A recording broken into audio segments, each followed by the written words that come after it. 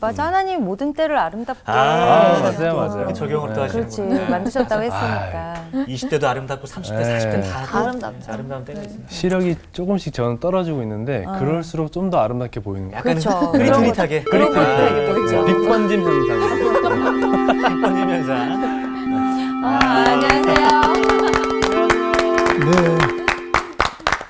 뭐 좋은 일 있었어요? 왜 이렇게? 시간에 배운 얘기하면서 네. 하나님 모든 때를 아름답게 만들으셨다고 믿는 거 그거에 대한 얘기를 했는데 아, 그래요? 시력이 안 좋아지면은 더 예뻐 보이는 네. 아름다워 보이는. 그것도 있어요. 네, 뽀샤시한 효과와 빛번짐 효과로 네. 좀 더 아름다워 보이더라고요. 그것도 네. 있죠. 너무 또렷하게 안 보는 것도 중요해요.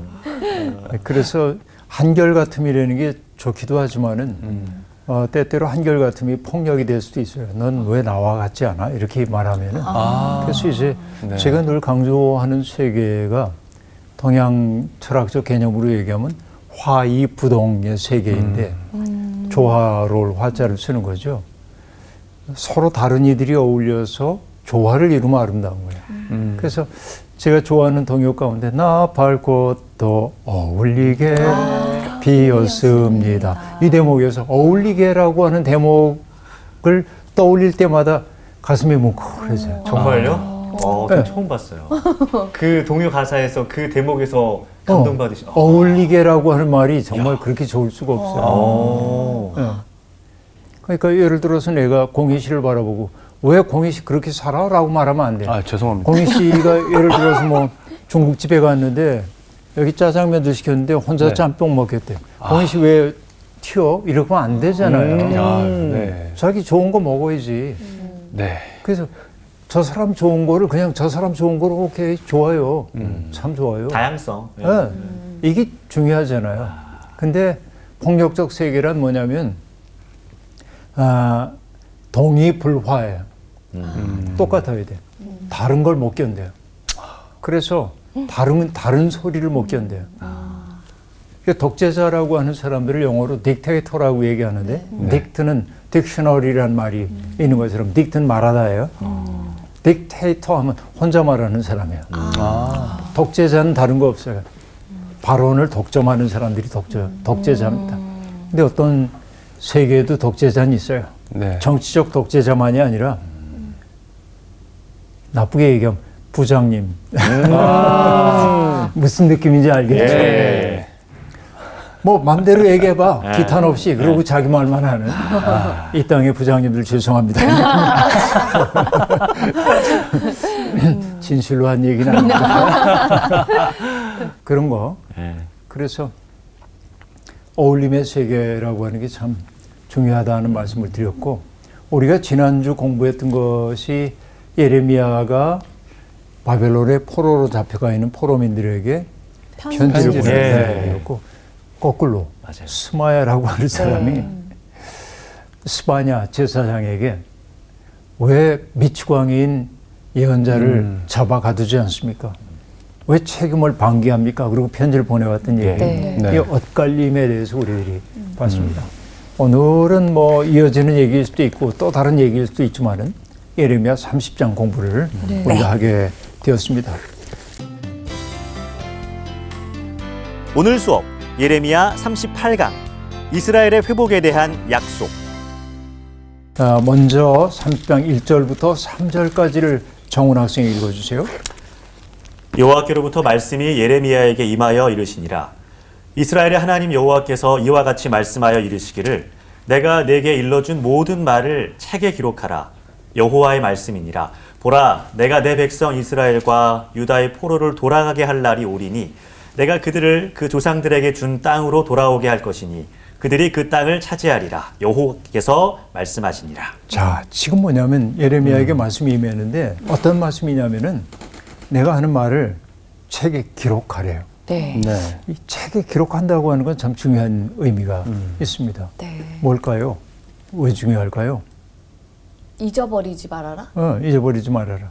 후대에 남겨라. 남겨라. 볼 수 있게끔. 틀림없다. 네. 여러분, 인간의 말이라는 게 말이라는 거는 지금 발화되는 순간 사라져 버렸어요. 네. 네. 그렇잖아요. 네. 그래서 우리는 뭘 하냐면 적어요. 네. 우리가 그 글쓰기 배우는 사람들에게 늘 하는 얘기가 있습니다. 농담처럼. 뭐라고 말하냐면 적자생존 얘기하는데 적는 자만이 살아남는다. 적자생존. 글을 쓰려는 사람들은 언제나 뭔가를 적는 적어야 돼요. 훈련을 해야 돼요. 이전에 소설가들과 만나거나 그러면은 사람마다 다르긴 하지만은 꼭 수첩이나 이런 거 꺼내놓고 그냥 나누는 대화 다 뭔가 이렇게 그러니까 대화 내용 기록하는 게 아니고 예. 막 얘기하다 떠오르는 단어나 뭐 이미지 같은 것들을 계속 적어. 네.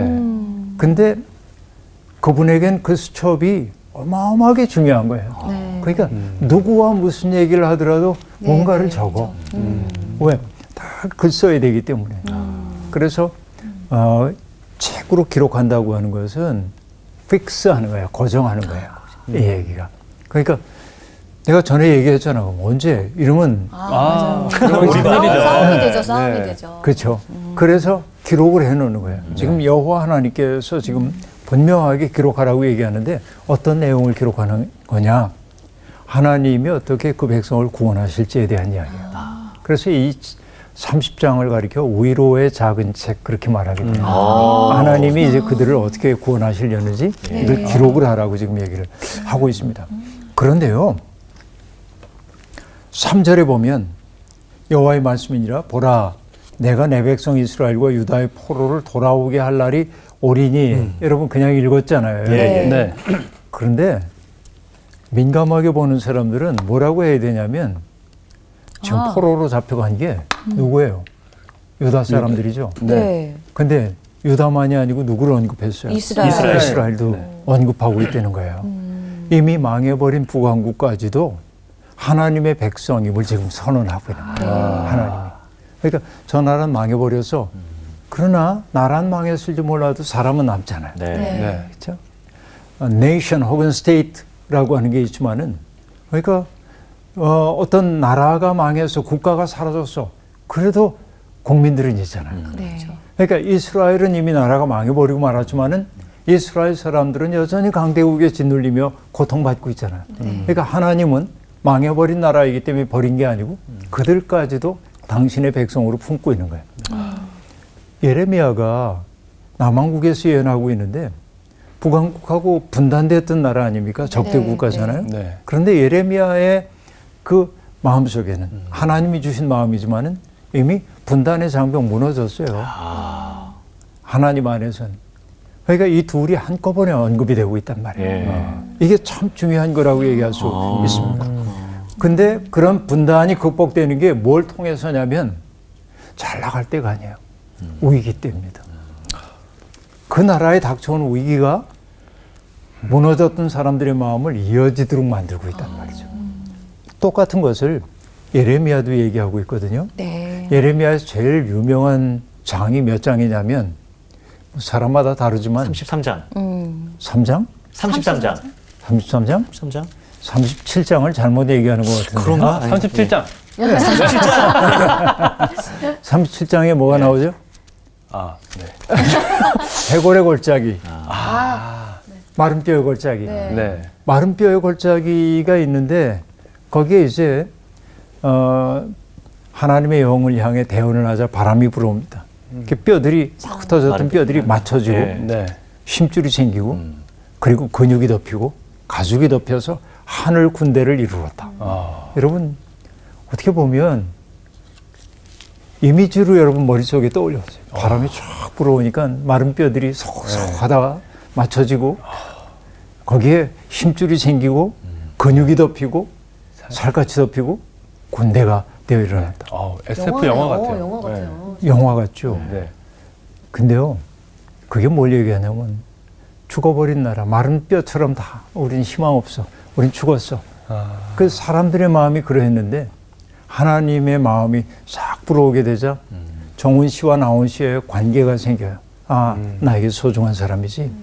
인영 씨도, 내 옆에 인영 씨도 있었지. 공희 씨도 있었지. 그래서 이렇게 맞춰지고, 그렇죠?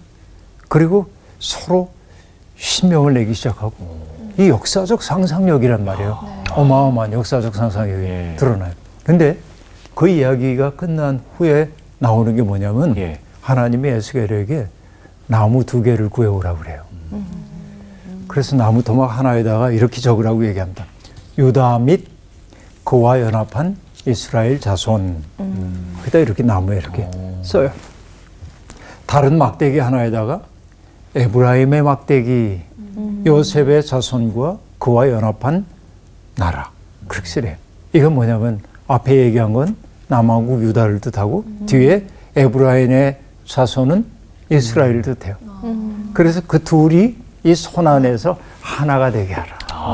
나뉘어졌던 이 둘이 하나가 되게 해라 라고 얘기합니다. 그래서 여기에서 중요한 구절이 뭐냐면 그 둘이 하나가 되게 서로 연결하라 라고 얘기를 하고 있는데요. 이 연결이라고 한 말이 미치도록 좋은 말이에요. 연결. 연결. 너와 나의 연결고리. 그런 노래가 있어요? 네, 랩 중에 네. 그런 게 있어요. 그래요? 네. 네, 그런 노래가 있구나.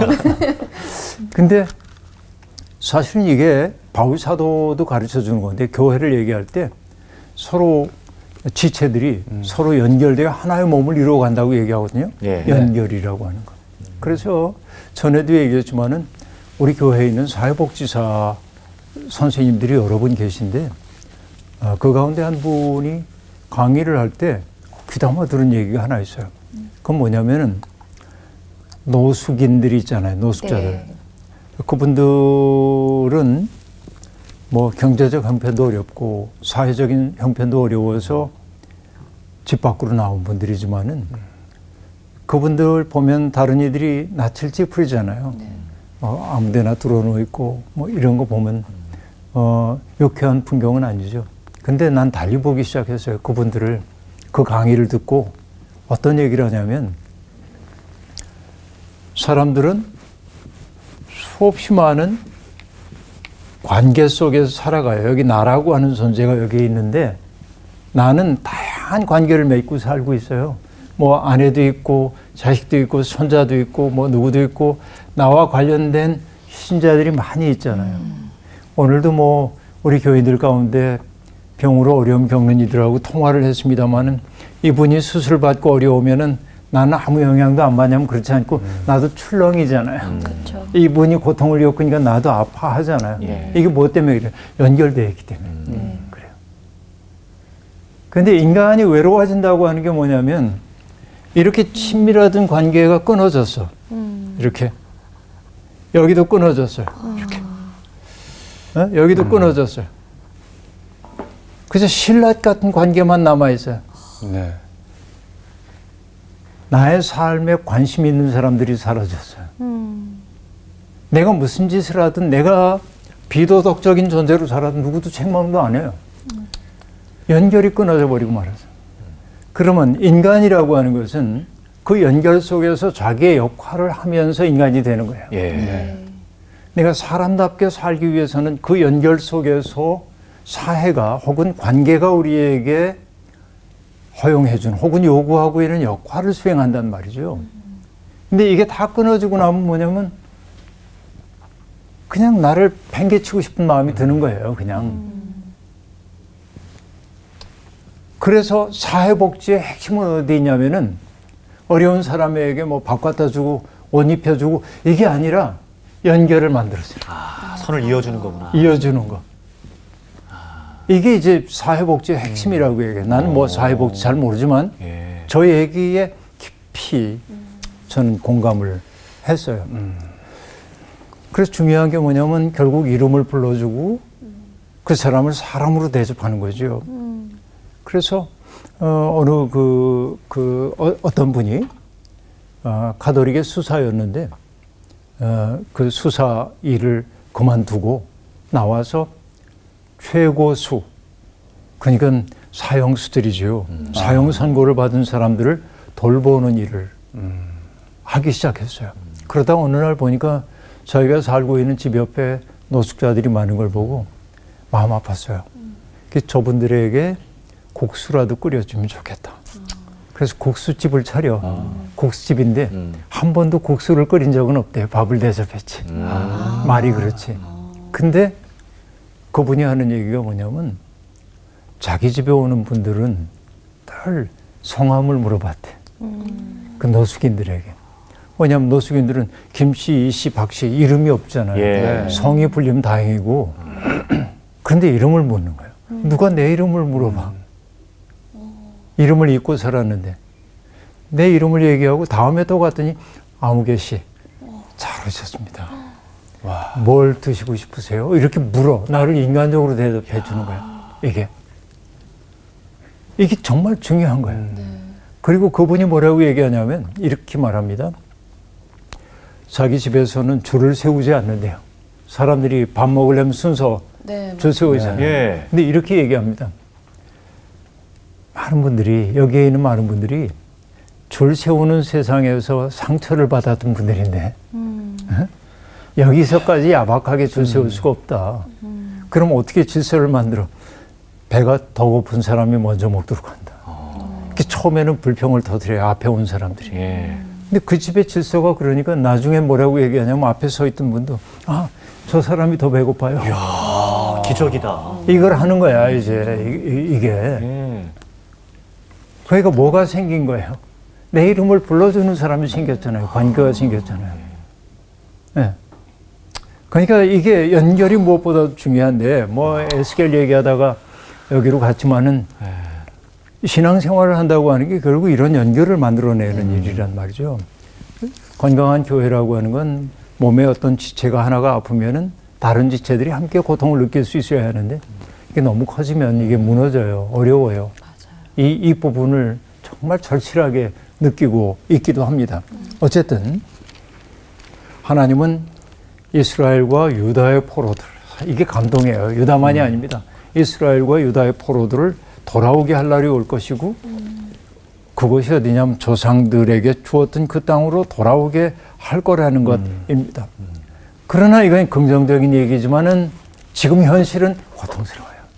4절부터 7절까지 나오시 읽어주세요. 네. 여호와께서 이스라엘과 유다에 대하여 하신 말씀이 이러하니라. 여호와께서 이와 같이 말씀하시되 우리가 무서워 떠는 자의 소리를 들으니 두려움이요 평안함이 아니로다. 너희는 자식을 해산하는 남자가 있는가 물어보라.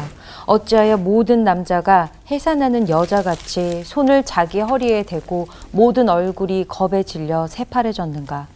슬프다 그날이여. 그와 같이 엄청난 날이 없으리라.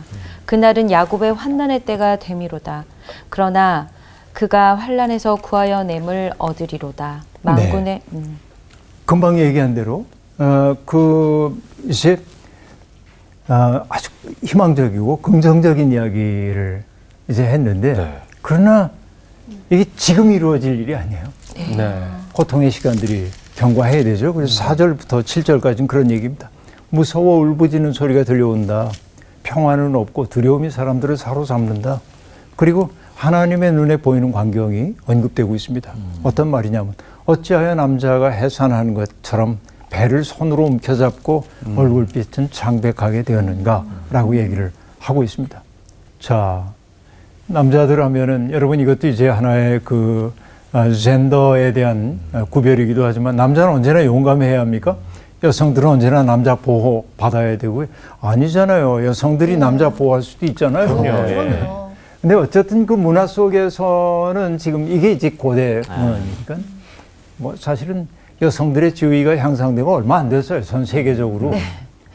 그런데 어쨌든 이 겁에 질린 남자의 모습을 뭐처럼 얘기하냐면 여자처럼 얘기를 지금 하고 있어요. 이런 게 이제 요즘 보면 약간 불편한 대목이기도 하죠. 그러니까 남자가 해산하는 것처럼 배를 손으로 움켜쥐고 얼굴빛이 창백하게 변했다는 거예요. 슬픔의 날, 엄청난 날, 비극적인 날이 그들에게 다가오기 때문이라는 것입니다. 그러니까 야곱은 이스라엘의 12지파의 아버지인데 야곱의 환란의 날이 다가올 거라고 얘기하고 있습니다. 그 환란의 날이 지금 시시각각으로 다가와 예언자의 눈에 보여요. 그러나 7절이 얘기합니다. 그가 환란에서 구하여 냄을 얻으리로다 라고 말하고 있는데요. 스스로의 힘으로 벗어나는 게 아니고 하나님의 구원하심을 통해 그들이 벗어나게 될 것임을 얘기하고 있습니다. 8절부터 11절 인영 씨가 읽어주세요. 네, 만군의 여호와의 말씀이라. 그날에 내가 내 목에서 그 멍에를 꺾어버리며 내 포박을 끊으리니 다시는 이방인을 섬기지 않으리라. 그들은 그들의 하나님 여호와를 섬기며 내가 그들을 위하여 세울 그들의 왕 다윗을 섬기리라. 여호와의 말씀이니라. 그러므로 나의 종 야곱아 너는 두려워하지 말라. 이스라엘아 놀라지 말라. 내가 너를 먼 곳으로부터 구원하고 내 자손을 잡혀가 있는 땅에서 구원하리라 하리니 야곱이 돌아와서 태평과 안락을 누릴 것이며 두렵게 할 자가 없으리라. 이는 여호와의 말씀이라. 내가 너와 함께 있어 너를 구원할 것이라. 너를 흩었던 그 모든 이방을 내가 멸망시키리라. 그럴지라도 너만은 멸망시키지 아니하리라. 그러나 내가 법에 따라 너를 징계할 것이요 결코 무죄한 자로만 여기지 아니하리라. 네, 여기 보면 금방 앞에서 이제 제일 앞에서는 뭐예요? 희망적인 얘기를 했습니다. 그러나 현실은 뭐예요? 어둠이 너에게 올 거야. 환란의 때가 올 거야. 하고 말하고 있지만은 8절부터는 만군의 여호와께서 그들이 어떻게 회복될지에 대한 이야기를 한단 말이에요. 그러니까 마치 아이를 낳는 여인이 무섭잖아요. 아이 낳는 건 아프고. 그러나 그 두려움 속으로 들어가잖아요. 생명을 출산하기 위해. 네. 왜 들어갈 수 있냐면 이 고통의 때가 지나가면 새로운 생명과 더불어 누릴 기쁨을 느끼기 때문에 그런 거죠. 이게 한정없이 이어진다고 이게 한 달 동안 이어질 거예요. 그럼 못 견딜 거려? 근데 이게 정해졌어. 네. 하나님의 약속이 반드시 이루어지는 때가 오는 거예요. 구름 너머에 해가 있는 것처럼. 여러분 군대에서 제일 그 훈련 받을 때 남자들이 유격 훈련 들어가면 긴장들을 많이 하거든요. 예. 그렇죠. 네. 경험 있죠. PT 체조. 조교가 악마예요, 악마. 악마죠. 네, 너무 무서워. 아. 너무 무서워. 빨간 모자 예, 땄어. 레인저. 내가 조교 생활 몇 년 만에 너희 같은 놈들 처음이야. 너희들에게 혹시 실망했다. 조교 아니셨어요? 조교하셨던 것 같아요. 그런 얘기를 들었죠. 근데 뭐 난 나이 들어서 군대 갔기 때문에 그런 얘기 들으면 이제 우스워. 왜냐면 레파토리인 줄 아니까. 근데 제가 왜 그 소리를 하냐면 그 악마 조교님들께서 뭐라고 하냐면 팔 벌려 뛰기 3,000회 시키는 거예요. 처음에. 3,000번을 어떻게 해요? 그렇죠. 어떻게요? 근데 별로 겁이 안 나. 왜 겁이 안 나냐면 할 만큼 하면 밥 먹을 때가 되면 반드시 밥을 먹게 하거든요. 그렇잖아요. 예, 맞아요, 맞아요. 3,000번 하라고 그래도 밥 먹을 때가 되면 500번 하다 그칠 수 있고 밥 때가 언제인가만 생각하는 거예요. 여러분 그래요. 고통이라고 하는 것도 이만큼 시간을 지나면 고통이 지나간다 라고 말하면 그 고통 견딜 수 있는 거예요. 그래서 여러분 요한계시록에 보면 계시록에서 이 세상이 옛 세계가 무너지고 새로운 세상이 도래하기 전에 땅에 벌어지게 될 혼돈과 고통 얘기가 나오거든요. 근데 그 이야기 하기 전에 꼭 뭘 보여주냐면 하늘의 광경을 보여줘요. 보좌에 앉으신 분이 계시고 내 생물이 에워싸고 있고 24장로가 금면류관을 벗어서 보좌에 앉은 분에게 드리고 천군 천사가 찬양하고 온 피조물이 찬양하는 완성된 세계를 보여줘. 그러니까 뭐예요? 성도들에게 그 세계를 바라보면서 이거 이겨. 그 얘기거든요, 지금. 그래서 요한계시록의 중요한 단어는 뭐냐면 성도들에게 요구되는 이게 믿음과 인내라고 얘기한단 말이에요. 믿음과 인내가 요구되는 거예요. 그것처럼 지금 너희들은 현실적으로 환난을 당할 거야. 그러나 두려워하지 마라. 내가 내 목에서 그 멍에를 꺾어버리며 내 포박을 끊으리니. 포라고 하는 건 사로잡다, 사로잡을 포. 박은 묶을 박자예요. 네. 사로잡히고 묶인 것을 내가 끊으리니 다시는 이방인을 섬기지 않으리라. 그래서 그들은 그들의 하나님 여호와를 섬기며 내가 그들을 위하여 세울 그들의 왕 다윗을 섬기리라 라고 얘기하고 있습니다. 그렇죠? 여기에 갑자기 9절에서 그들이라는 복수 형태가 나타납니다. 네. 어쨌든 그것만 이제 유의해서 보면 좋겠고, 그 다음에 10절부터 11절까지는 나의 종 야곱에게 하신 말씀이 나오는데요. 네. 야곱아 두려워하지 말아라. 그리고 빠뜨리지 않고 이스라엘아 놀라지. 놀라지 말아라. 이 둘을 함께 얘기하는 게 감동이에요. 근데 이게 여러분 혼자 읽으면 잘 안 보여. 이게 예. 그냥 당연히 그런 줄 알고 있는 거예요. 이게 그렇죠. 당연하지 않은 거예요. 아, 그렇구나. 굉장히 중요한 대목이라고 볼 수 있습니다. 예. 네. 그리고 야곱과 이스라엘이 병기된 상태에서 뭐라고 말하냐면 두려워하지 말아라, 놀라지 말아라, 내가 너를 먼 곳으로부터 구원할 거다. 너희가 돌아오면 태평함과 안락함을 누리게 될 거다. 더 이상 너희를 두렵게 하는 자가 없을 거다라고 말하고 있고, 내가 너에게로 가서 함께 있어서 구원할 거다라는 말이 있고, 그러나 이방 나라는 멸망시킬 거다라고 말합니다. 그러나 덧붙이는 말도 있죠. 너만 내가 멸망- 법에 따라 너를 징계할 것이요 네. 결코 무죄한 자로만 여기지는 않을 것이다. 이게 하나님의 의입니다. 네. 하나님의 의인 것이죠. 그렇죠? 여러분 옛날에 우리가 여기 다 청소년 시기를 보냈습니다만 여성들은 조금 덜할 것 같은데 남성들은 부모님들에게 꽤 저항도 하고 그럴 때가 있잖아요. 공희 씨 반성했죠? 표정을 보니까 좀 네, 많이 반성하고 하고 있습니다. 있습니다. 네, 정우 씨는 별로 저도 사춘기를 좀 요란하게 좀 보내서 요란하게 반성하고 보내서. 있습니다. 근데 우리 옛날에 그런 얘기 많이 듣잖아요. 네. 부모님에게 속을 썩이고 나면 막 야단을 치다가 이런 교육도 했대잖아요. 너를 잘못 키운 내 죄다. 그리고 부모님이 당신 나를 때려라. 회초리를 예. 때렸다는 얘기 듣잖아요. 네. 그러니까 하나님의 사랑법이 그래요. 하나님의 사랑법이. 잘못했어요. 그럼 벌 받아야 돼.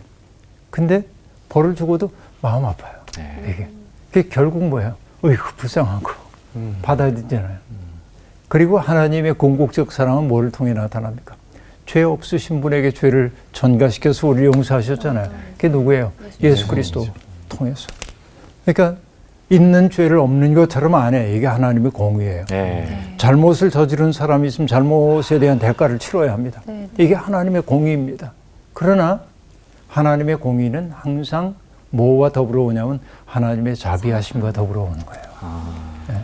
자비가 없는 공의라고 하는 건 무서워요. 네. 그래서 우리가 대인관계를 맺을 때도 똑같습니다. 내가 옳아. 그래서 이렇게 해야 돼 하고 말하잖아요. 옳은 얘기인데 불쾌할 때가 있어요. 네. 왜? 애정이 없어서 그 말 속에 책망만 있고 그렇잖아요.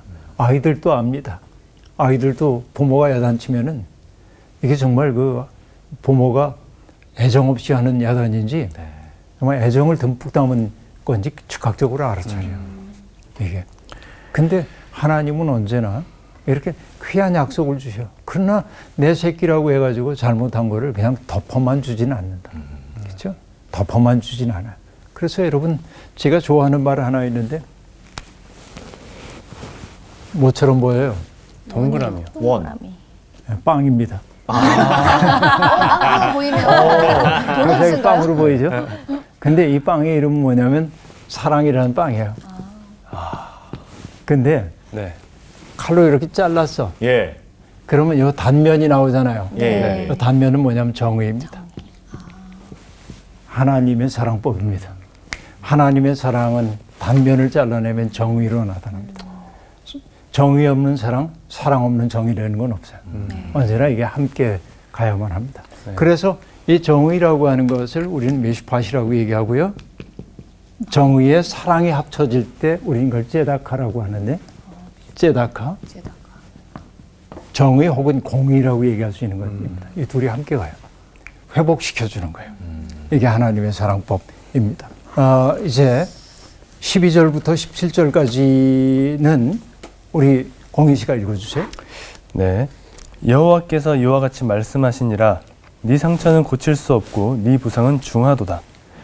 네 송사를 처리할 재판관이 없고 네 상처에는 약도 없고 처방도 없도다.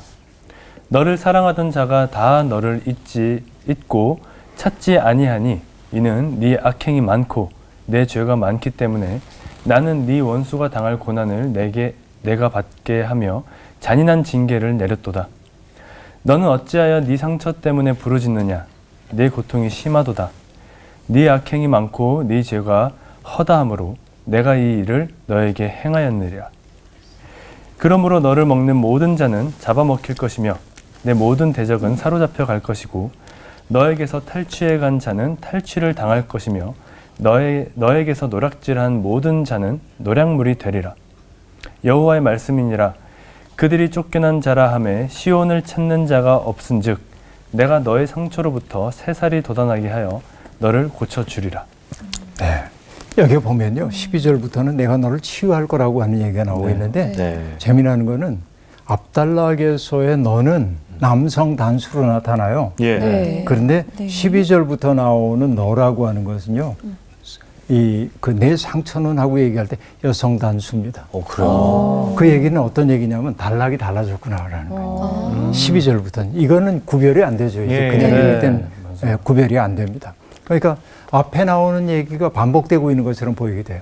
그러나 이것은 다른 맥락에 나온 얘기임을 알 수 있는데 12절부터 15절까지는 절망적인 상황과 그런 상황에 이르게 된 까닭을 밝히고 있는데요. 내 상처는 고칠 수 없다. 내 부상은 중하도다. 내 송사를 처리할 재판관이 없고 내 상처에는 약도 없고 처방도 없다라고 말합니다. 여러분 이 짤막한 구절 속에서 일종의 말놀이가 일어나고 있음을 볼 수 있는데 왜냐하면 상처를 뜻하는 히브리어는 쉐베르인데 이거는 부수다, 깨뜨리다라고 하는 뜻이 샤바르에서 비롯되고요. 이게 사람들은 이 둘을 떠올릴 거예요. 라임이 떠오르는 거죠. 또 부상을 뜻하는 마카라고 하는 것은 때리다라고 하는 뜻의 히카와 연결이 마카 히카 이게 연결이 돼요. 말놀이가 여기에 있어요. 그러니까 너희가 법률적 지원도 받을 수 없고 의료적 지원도 받을 수 없는 그런 참담한 상황 속에 빠지게 될 거라고 얘기를 하고 있고 그래서 이스라엘의 상황을 아까 뭐라고 얘기했어요? 여성 단수로 돼 있다고 얘기했죠. 이스라엘의 상황이 마치 학대받는 여성처럼 될 거다라고 하는 걸 보여줘요. 여성 단수로 사용함으로. 그러니까 여성들이 옛날에 학대를 받았던 경험들이 굉장히 많은데 이게 반영된 구절이라고 볼 수 있습니다. 그러니까 매 맞고 깨뜨려지고 그랬던 그 여성들의 고난의 역사가 너희들에게 그대로 반복될 거다라고 얘기합니다. 그런데 상처 때문에 벌어지는 이들을 주님이 오히려 꾸짖으십니다. 내 악행 때문이라고 말하고 있고 내 죄가 많기 때문에 하나님이 벌을 내리신 것이라고 얘기하고 있습니다. 그러나 아까도 얘기했지만은 그거로 끝이 아닙니다. 상황이 전환되는 거죠. 너를 삼켰던 이들이 잡아먹힐 거라고 얘기하고 있고 너희의 대적은 사로잡힐 거라고 말하고 탈취한 자들이 탈취당할 거라고 얘기하고 노략질한 사람들이 노략물이 될 거라고 얘기합니다. 하나님은 언제나 뭐냐면 역전을 준비하시는 분인 거예요. 역전을. 그래서 여러분 그 하나님 나라를 설명할 때 하나님 나라 설명할 때 이렇게도 설명을 합니다. 바울 사도 일행을 비난하는 말 가운데 하나가 뭐냐면 세상을 어지럽게 하던 자들이 여기도 들어왔습니다. 큰일 났습니다. 그러거든요. 어지럽게 했다고 얘기를 해요. 천하를 소란케 하던 자들이라고 얘기하는데 그 뭐냐면 영어로는 그들이 업사이드 다운 한대요. 업사이드 다운. 질서를 뒤집어 엎는 자들인 거죠. 그러니까 하나님 나라라고 하는 거는 그런 거예요. 그래서 마리아의 노래에서도 보면은 배부른 자들은 줄이게 하고 줄인 자들은 배부르게 하고 높아진 자들은 권사에서 끌어내리고 이 얘기잖아요. 역전이 일어난단 말이죠. 그러니까 오늘 힘이 있다고 해가지고 막 괴롭혀서 하나님의 징계의 도구였어. 그러나 때가 이르면 어떻게 됩니까? 바로 그들이 징계를 받게 된다. 예, 역전을 이루시는 하나님입니다. 그러니까 여기 이스라엘을 가리켜서 시온은 쫓겨난 여자요 찾아오는 사람이 아무도 없는 여인이라고 할지라도 여호와께서 그를 고쳐주고 상처를 치유해 주실 거다라고 말합니다. 스스로 치유하는 게 아니에요. 하나님이 하신다. 때가 이르면 그 얘기예요. 그래서 18절부터 24절까지는 뜻하신 바를 이루는 하나님에 대한 이야기가 등장하고 있는데요. 자, 포로민들이 돌아옵니다. 언덕 위에 성읍을 세우고 궁궐도 제자리를 찾게 될 거고요. 그 다음에 여러분 제가 성경에서 제일 좋아하는 대목 가운데 하나인데요. 이 19절 정훈 학생이 19절만 읽어주세요. 그들에게서 감사하는 소리가 나오고 즐거워하는 자들의 소리가 나오리라. 내가 그들을 번성하게 하리니 그들의 수가 줄어들지 아니하겠고 내가 그들을 존귀하게 하리니 그들은 비천하여지지 아니하리라. 네. 저는 이게 일상의 소음이라고 하는 거 정말 일상의 소음이 정말 중요하구나. 네. 여러분 옛날에 우리 시골 생각해 보면 시골이 아니라 서울에서도 나 자랄 때만 해도 집 밖에서 늘 아무개야 놀자 이 소리가 정말 많이 들렸거든요. 저 골목에서 막 뛰노는 아이들의 소리 엄청나고 저녁이 되면 엄마들이 아이들 불러드리라고 아무개 밥 먹어라 불러드리고 예 그러고 가고 이 소리가 어마어마했거든요. 이 일상의 소음이 너무 그리운 거예요. 그래서 저는 때때로 이제 놀이터가 텅 비어 있는 걸 보면 운동장에 아무도 뛰지 않는 걸 보면 너무 슬퍼요. 죄를 짓고 있구나. 근데 일상의 소음, 그러니까 평화를 얘기하기 위해 지금 뭐냐면 일상의 소음. 여러분, 고통스러운 때는 일상이 무너지는 때거든요. 그러니까 우리가 회복될 때 어떻게 행복할 거야, 뭐 호의호식을 어떻게 하게 될 거야, 그 얘기 안 합니다. 거리에서 활기찬 소리가 들려오는 것을 얘기하고 있어요. 그때가 되면 백성들의 수도 줄지 않고 멸시도 당하지 않을 거고 회중들이 하나님 앞에 굳게 설 거라고 얘기하고 있고 하나님이 백성 가운데 지도자를 세우셔서 당신 가까이 오도록 하실 거래요. 네. 그렇죠? 그런데 여러분 여기에 보면요. 21절에 보면 이런 구절 나오죠. 그 영도자는 그들 중에서 나올 것이요. 그 통치자도 그들 중에서 나오리라. 내가 그를 가까이 오게 하리니 그가 내게 가까이 오리라. 참으로 담대한 마음으로 내게 가까이 올 자가 누구냐? 여호와의 말씀이니라. 예. 자, 통치자가 하나님 앞으로 나가는 거예요. 담대하게 나가는 거예요. 네. 그런데 여러분, 천주교 주교 회의가 번역한 주석 성경의 이 대목을 이렇게 번역을 해놨습니다. 누가 나에게 접근하려고 자기의 심장을 저당 잡히려 하겠느냐 하고 말합니다. 하나님 앞에 선대는 것은 그렇게 심장을 저당 잡힌 것과 같은데 그렇게 할 수 있는 때가 온다. 강렬한 번역이 거기에 등장하고 있습니다. 그래서 여러분 우리는 하나님을 부르시지 않으면 그 앞에 감히 갈 수가 없거든요. 출애굽기의 마지막 대목 보면 회막에 하나님의 영광의 구름이 가득 차니까 모세가 거기 들어갈 수가 없습니다. 영광의 구름 속에. 레위기 이게 출애굽기의 마지막인데 레위기의 첫 대목은 어떻게 되냐면 하나님이 회막에서 모세를 부르시자 모세가 그 앞에 갑니다. 바로 이거예요. 하나님의 은총의 통로를 열어주시는 거예요. 이렇게 될 거다. 그래서 결국 하는 얘기가 뭐냐면 너희는 내 백성이 되고 나는 너의 하나님이 되리라. 이 새로운 언약이 성립되었음을 그렇게 얘기하고 있는 겁니다. 자, 여러분 폭풍과 회오리 바람처럼 일어나는 여호와의 노여움을 보내는 거예요. 악의 머리 위에 그 회오리 바람이 임하게 될 거고 그리고 악한 이들을 향한 하나님의 진노는 뜻을 이루기까지는 멈추지 않는다라고 얘기합니다. 그걸 겪고 나서야 깨달을 거다 하고 말합니다. 그래요. 우리의 삶이 지금 어떤 시간에 있는지 모르겠지만은 그러나 중요한 것은 뭐냐? 우리는 이미 하나님의 약속 안에 있는 사람들이다.